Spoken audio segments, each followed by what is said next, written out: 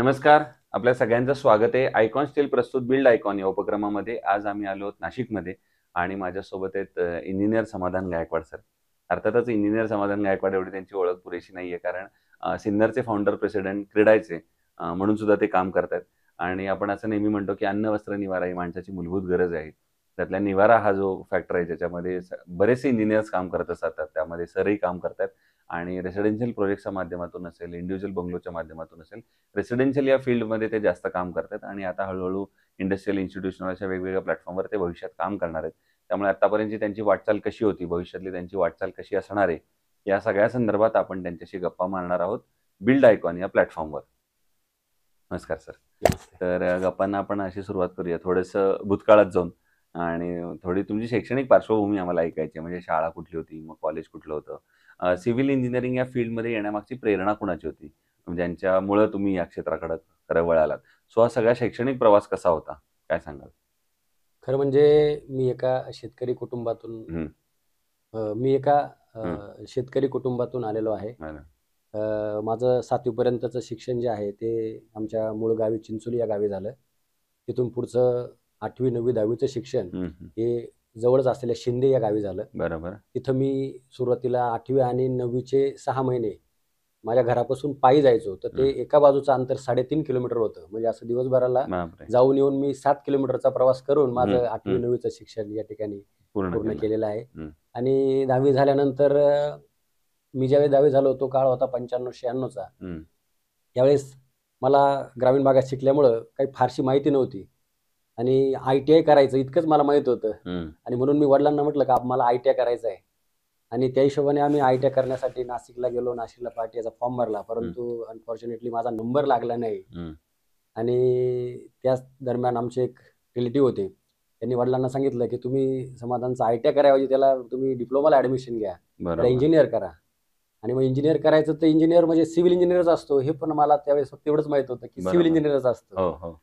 तर मग म्हटलं ठीक आहे, हरकत नाही. मग त्यावेळेस 1996 साली मी डिप्लोमाला संगमनेर या ठिकाणी माझं ॲडमिशन झालं.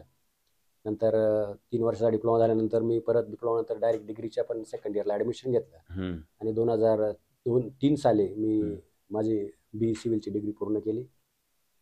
आणि या आणि क्षेत्राकडे. नंतर माझ्या वडिलांची, माझ्या कुटुंबाची अशी अपेक्षा होती की मी काही एखादी सरकारी नोकरी करावी. बरोबर. परंतु माझी मनापासून इच्छा होती की मी आपला स्वतःचा एक छोटासा व्यवसाय सुरू करावा. कारण कसं असतं, शेतकऱ्याचा मुलगा जनरली एक तर नोकरी करतो किंवा शेती करतो. तर बरोबर. मला असं वाटायचं की नाही, आपण काहीतरी वेगळं केलं पाहिजे. आपण समाजासाठी पण काहीतरी योगदान दिलं पाहिजे. हम्म, हम्म, जे ग्रामीण भागातील लोक आहेत त्यांच्यासाठी बंगल्यांचं प्लॅन करूया, त्यांच्यासाठी डिझाईन करून देऊ.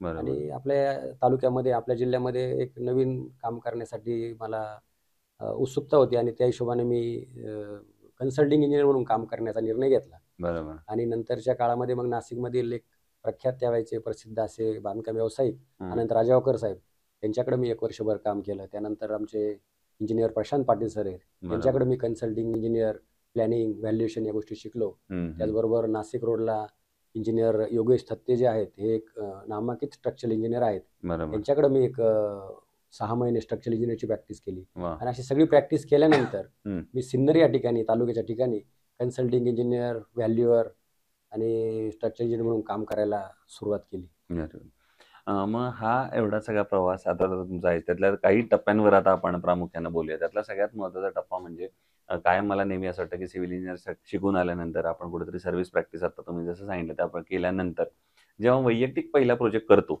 तेव्हा पुन्हा एका वेगळ्या अडचणींना, आव्हानांना सामोरं जावं लागतं. त्यामुळे तो पहिल्या प्रोजेक्टची आठवण कशी होती, जो तुम्ही वैयक्तिकरित्या पूर्ण केलात? तेव्हा कुठल्या अडचणी, आव्हानं आली आणि तो कुणाच्या रेफरन्स वगैरे मिळालेला? मी सिन्नरला मकर संक्रांतीच्या दिवशी माझ्या ऑफिसचं म्हणजे उद्घाटन केलं. बरोबर. आणि दुसऱ्याच दिवशी आपण ज्याला कर म्हणतो, त्या करेच्या दिवशी माझ्याकडे एक मंदिराचं काम आलं होतं. वा. आणि एक छोटंसं मंदिर होतं आणि ते मंदिराचं काम, आता मंदिराचं काम म्हटल्यानंतर साहजिकच मी विचार केला की आता आपण मंदिराचं काम आहे, देवाचं काम करायचं. पहिलीच सुरुवातच देवाच्या कामाकडून होते, तर आपण या कामाची काही फी घ्यायची नाही. माझं पहिलंच काम होतं मंदिराचं काम आणि ते मी केलं, परंतु मी त्याची फी पण घेतली नाही. म्हणजे असा पण एक चांगला महत्वाचा महत्वाचा सुरुवातच माझी अशी झाली होती की बाबा सोशल कामातूनच माझी ऍक्च्युली खरं म्हणजे सुरुवात झाली. बरोबर, बरोबर. मग आता या क्षेत्रातल्या काही प्रश्नांकडे येऊया. त्यातला पहिला महत्त्वाचा प्रश्न म्हणजे जेव्हा आपण साईटवर जायला सुरुवात करतो, तेव्हा आपला अर्थातच पहिल्यांदा ओळख होती ती अकुशल कामगारांची, अनस्किल्ड लेबर बरोबर आणि त्यांच्याबरोबर काम करणं बऱ्याचदा धोकादायक सुद्धा ठरू शकतं, जर त्यांना काही महत्त्वाची जबाबदारी दिली गेली तर. तर तुम्ही कशी ती परिस्थिती हाताळली साईटवर? कसं असतं आता मी एक तालुक्याच्या ठिकाणी काम करत होतो आणि हं, तालुक्यातून परत काही गावांवरती पण माझे कामं चालायचे. हं, तर गावाकडं म्हणजे स्किल लेबरचा खूप प्रॉब्लेम होता. परंतु तरी आमच्याकडे काही असे चांगले-चांगले स्किल लेबर मिळायचे. काही हं, चांगले फिटर, चांगले कारपेंटर पण असायचे. हं, हं, आणि हं, मी गेल्यानंतर त्यांना ज्या काही छोट्या-छोट्या टिप्स आहेत त्या नेहमी सांगत असायचो, की कसं काम केलं पाहिजे. हं. आपण बेस्ट प्रॅक्टिस कशी केली पाहिजे. बरं. आपण चुकीचं जर काम केलं तर आयुष्यात माणूस एकदाच घर बांधत असतो वाह! आणि त्या घर बांधणाऱ्याला त्याचं खूप मोठं नुकसान होतं. हं, हं. त्यामुळं तुम्ही तुमची ₹2 जी फी असेल किंवा तुमचं जे काही मजुरी असेल ते तुम्ही ₹2 वाढवून घ्या. हं. परंतु काम करताना मात्र एकदम प्रामाणिकपणे आणि चांगलं काम करा. कारण फक्त वर्कमॅनशिप खराब झाली म्हणून बरोबर. कामाची क्वालिटी खराब होत असते. हं. आणि म्हणून मी ती नेहमी सूचना लेबर लोकांना द्यायचो. काही-काही लेबर लोक म्हणजे काही स्किलफुल असे काही जे मेसन होते किंवा जे बरोबर. काही फिटर होते त्यांच्याकडनं पण आम्हाला खूप चांगल्या गोष्टी शिकायला मिळायच्या. अगदीच, अगदीच. नवीन-नवीन. कारण तुम्ही म्हणाल तसं एखादा लेबर सुद्धा चांगलं काहीतरी शिकून हो, जातो, नक्कीच. नवीन असलेल्या काळामध्ये. कारण त्याचा प्रॅक्टिकल अनुभव जास्त हो, असतो. हो. दुसरं आता तुम्ही जेव्हा रेसिडेन्शियल प्रोजेक्ट्सवर काम करता, तेव्हा बऱ्याचदा तुम्हाला एक अनुभव आला असेल, की कस्टमर कायम असं म्हणतो, की माझं बजेट थोडं कमी आहे. एवढ्याच बजेटमध्ये आता हे करून द्या. आणि अशा वेळेला एक इंजिनिअर म्हणून तुम्हाला वाटत असतं, की आपण चांगलं दर्जेदार बांधकाम करावं. तर अशा वेळेला क्वालिटी आणि बजेट या दोन्हीचा समतोल मग तुम्ही कसा साधता? तर ते म्हणजे तसं खूप टास्कचं मोठंच टास्क असतं ते. हं, कसं असतं प्लॅनिंग करताना लोकांची रिक्वायरमेंट असते, की आमचं इतक्या-इतक्या रूम बनवायच्या आहे आणि इतक्याच स्क्वेअर फुटामध्ये झाल्या पाहिजे. हं. तर एक ऑप्टिमम प्लॅनिंग करणं, ऑप्टिमाइज प्लॅनिंग करणं हे एक स्किलफुल काम आहे. आता बरोबर. तुम्ही बघाल तर मुंबईमध्ये 6,650 आणि 700 स्क्वेअर फुटामध्ये 2 बीएचकेचे फ्लॅट अवेलेबल होतात. हो. तर त्याच कन्सेप्टनं मी काम करायला सुरुवात केली. लोकांचं जे बजेट कमी असेल तर विनाकारण आपण त्यांच्यावर आर्थिक बर्डन टाकण्यात मजा नाही. त्यामुळे बरोबर. आपण कसं कमीत कमी स्पेसचं युटिलायझेशन कसं जास्तीत जास्त करता येईल आणि कमीत कमी जागेमध्ये कसं प्लॅन बसवता येईल या हिशोबाने मी ते प्लॅनिंग करायचा प्रयत्न केला. मग बरोबर. त्याच्यासाठी क्रॉस व्हेंटिलेशन असेल, हं, हं. मिनिमम स्पेस वापरून सगळं प्लॅनिंग बसवणं असेल, या सगळ्या गोष्टींचा वापर आपण ते त्याच्यामध्ये ते केला. ते बरं. प्लॅनिंगचा एक स्किल आहे ते आता एक केलं. थोडा वेगळा प्रश्न आहे. तो म्हणजे तुम्ही इथले मूळचे आहात आणि हा प्रश्न आहे तो इंजिनिअर म्हणून पण, एक नाशिकचा नागरिक म्हणून पण आणि सगळ्यात महत्त्वाचं सिन्नरचे क्रेडाचे फाउंडर प्रेसिडेंट म्हणून पण. या तिन्ही अँगलने या प्रश्नाचं उत्तर आम्हाला तुमच्याकडनं अपेक्षित आहे. ते म्हणजे नाशिक जिल्ह्याच्या विकासाचं व्हिजन जर तुम्हाला विचारलं, तर तुमच्या डोळ्यासमोर कुठले मुद्दे येतात? ज्या मुद्द्यावर आता प्रशासनानं काम केलं पाहिजे, जेणेकरून येणाऱ्या 15-20 वर्षामध्ये नाशिक जिल्ह्याचा एक सर्वांगीण विकास आपण बघू शकतो? खरं म्हणजे नाशिक हे मुंबई, पुणे, संभाजीनगर आणि दिल्लीकडे जाणाऱ्या रस्त्याचा एक सुवर्ण त्रिकोण आहे असं म्हटलं तरी चालेल. हो. खूप चांगली कनेक्टिव्हिटी नाशिक शहराला आहे. एअर बरोबर. कनेक्टिव्हिटी आहे. नाशिकचं जे वातावरण आहे हे एकदम प्लेझंट आहे. म्हणजे जर नाशिक शहरात जर कोणी नोकरीनिमित्त, कोणी व्यवसायानिमित्त जर माणूस आला, तर तो परत नाशिक सोडत नाही. बरोबर.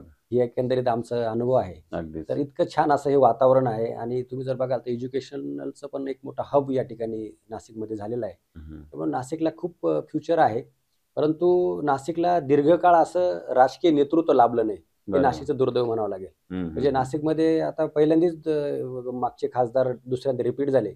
आतापर्यंत कुठलाही खासदार जो आहे, जो मेंबर ऑफ पार्लमेंट आहे, ते रिपीट झालेलं नाही. बरोबर, आणि बरोबर. त्यामुळे अशी लीडरशिप चांगली नाशिकला कंटिन्यू. मिळाली नाही. आणि बरोबर. त्याच्यामुळं थोडंसं नाशिकचा विकासामध्ये थोड्याशा उणिवा राहून गेल्या. हं. परंतु आत्ता मात्र नाशिकला जी कनेक्टिव्हिटी आहे, तुम्ही जर विचार कराल, जर सिन्नर जे आहे, हे सिन्नर शहराचा जर तुम्ही विचार केला, तर नाशिकपासून एकदम 30 किलोमीटरवरती आहे. खूप बॅरन लँड तिथं आजही अवेलेबल आहे. बरोबर. आणि आज सिन्नर शहराला समृद्धीसारखी कनेक्टिव्हिटी असेल, नाशिक पुण्याची कनेक्टिव्हिटी असेल, घोटी, सिन्नर, हं. शिर्डी रोडची कनेक्टिव्हिटी असेल, होऊ घातलेला रेल्वे प्रोजेक्ट असेल, या सर्वांचा जर विचार केला, तर खूप चांगली कनेक्टिव्हिटी या सिन्नर शहराला आहे. आणि बरोबर. खूप लँड पण अवेलेबल आहे तिथं आणि स्वस्तात लँड आहे बाकीच्या कंपॅरेटिव्हली जर तुम्ही नाशिकचा विचार केला. हं, हं. त्यामुळं भविष्यात नाशिकमध्ये खूप वेगवेगळ्या प्रकारचे चांगले-चांगले प्रोजेक्ट येऊ शकतात. आजही सिन्नर एम-आय-डी-सीमध्ये जर तुम्ही बघाल, तर नवीन प्रोजेक्टला जागा अवेलेबल नाहीये. बरोबर. नवीन-नवीन उद्योजक येऊ घालताय, परंतु त्यांना पाहिजे तेवढी जागा मिळत नाहीये. त्यामुळं नाशिकला भविष्य आहेच आहे.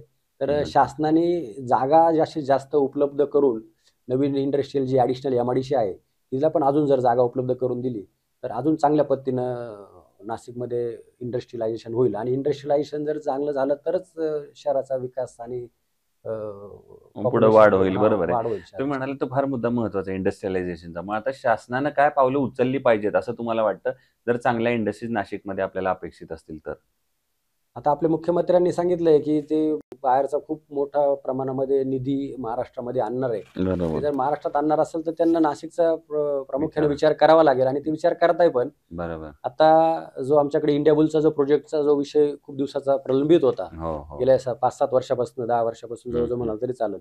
तर तो जवळजवळ आता मार्गी लागलेला आहे. एका नवीन कंपनीनं ती इंडिया बुल्स आता हम्म. टेक ओव्हर केलेला आहे आणि तिथं नवीन नवीन प्रोजेक्ट येतील असं मला अपेक्षित आहे. वा.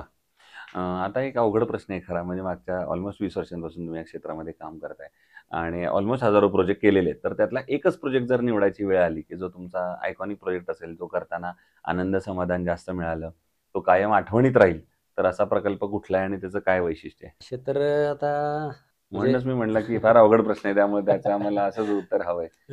तर कुठला प्रोजेक्ट येतो डोळ्यासमोर असा पहिल्यांदाच असं वाटतं की हा प्रोजेक्ट येईल? आता रिसेंटली मी एक एक फार्म हाऊस केलंय. बरं. खूप मोठं फार्म हाऊस आहे. एक चॅलेंजिंग काम होतं. एक नवीन काहीतरी करायचं होतं. मुंबईचे क्लायंट होते. त्यांच्या खूप वेगवेगळ्या अपेक्षा होत्या आणि त्या पूर्ण करणं एक माझ्यासाठी मोठं टास्क होतं. त्यांनी मुंबईमधल्या काही आर्किटेक्ट लोकांकडे प्लॅन केले होते, नाशिकमधल्या काही आर्किटेक्टकडे प्लॅन केले होते. परंतु त्यांना अपेक्षित असा जो काही प्लॅन आहे तो काही त्यांना मिळत नव्हता करून. आणि योगायोगानं त्यांचा मला थोडा परिचय होता. मग त्यांनी मला संपर्क केला आणि मी त्यांना सांगितलं मला एक 4-5 दिवस वेळ द्या. त्यांच्या ज्या रिक्वायरमेंट होत्या त्या लिहून घेतल्या आणि त्याप्रमाणे मी ते प्लॅनिंग केलं आणि ते जेव्हा प्लॅन त्यांना पाठवला तर ते त्यांना खूप आवडला तो. ते म्हणे वाव, म्हणे एकदम छान, म्हणे मला मी खूप दिवसाचा असंच अपेक्षित करत होतो आणि ते सगळं तुम्ही तुमच्या त्या प्लॅनमध्ये मला इन्कॉर्पोरेट करून दिलंय. आणि त्यांना ते आवडल्यानंतर मग तो प्रोजेक्ट आम्ही आता करताय. पण काय होतं त्या प्रोजेक्ट मधले काही 1-2 महत्त्वाचे बुलेट पॉईंट सांगू शकाल? मोठा प्रोजेक्ट आहे. 1 एकर जागा आहे. त्या 1 एकर जागेमध्ये त्यांचं फार्म हाऊस होतं. त्यांच्या रिक्वायरमेंट खूप होत्या. 10,000 स्क्वेअर फुटाचा जवळजवळ प्रोजेक्ट आहे. त्याच्यात स्विमिंग टँक आहे. स्विमिंग टँकचा जनरली आपण खालच्या फ्लोअरला, ग्राउंड फ्लोअरला किंवा ग्राउंड लेवलला स्विमिंग टँक करतो. त्यांना तो स्विमिंग टँक वरती अपेक्षित होता का फर्स्ट फ्लोअरवरनं आपण त्या स्विमिंगला एंट्री करू शकतो.